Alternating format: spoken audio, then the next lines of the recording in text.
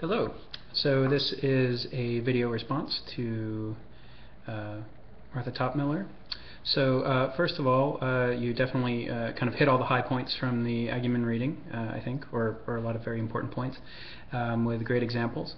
And you definitely kept linking it back to this larger vision of a sustainable community or what a sustainable society is. So that's a very good thing. I would have loved to hear more of a connection with your own experience. So how do these things connect with your own views very directly? Sometimes it was a little hard to kind of sort some of that out from your points from the text, and then also to kind of get the bottom line of what this means to you or what you get out of it, what your critique is or anything like that. So that would be great to hear. And you can up the time a little bit, so you have some space for that. So one of the things that you bring up from the McDonough and Brungart, which is something that I absolutely connect with too, is why are these corporations concerned?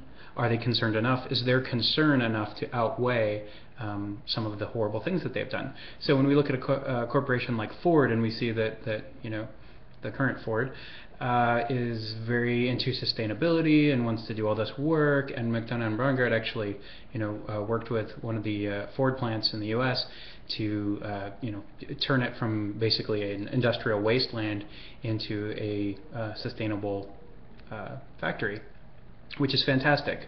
But there are two major things that kind of affect me, and I think that you're getting at this too.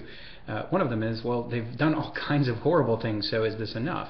Another thing is that Ford, as a corporation, has been so pervasive in this image that we should all be consumers who can have everything. We can all have a car, we can all have, or more than one car, we can all have all of this, to the point that there's actually a term that's used called Fordism, which is referring to that ethic of you know, we can all be this successful American consumer that can have all of these things for ourselves and have that kind of lifestyle.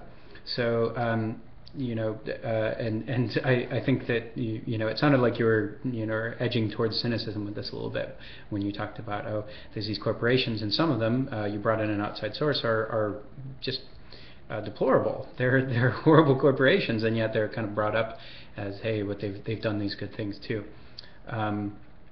Is that enough? And then your statement that some of them didn't make the worst list.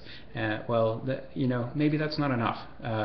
It's great for things to move in the right direction, but maybe it isn't enough to not be on the worst list. So just as much as they're saying that it can't just be less bad, it needs to be actually, you know, good. We have to do good things.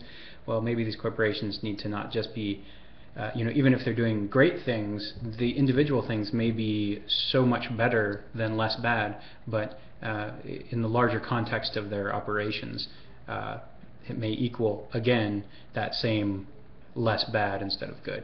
So it's very tricky. There's a lot of different layers to that, and I appreciate you kind of bringing that up, that these corporations are not angels. So I also I like your bottom line on this. The danger persists. It's still there.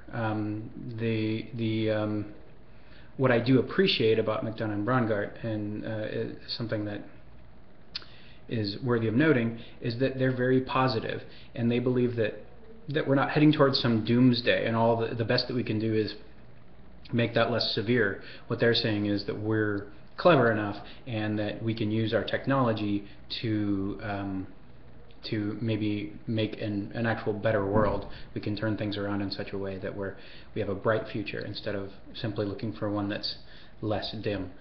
So, but it's you know, and that's kind of a rare thing, as you'll see from many of the readings and many things you've probably already seen in other places.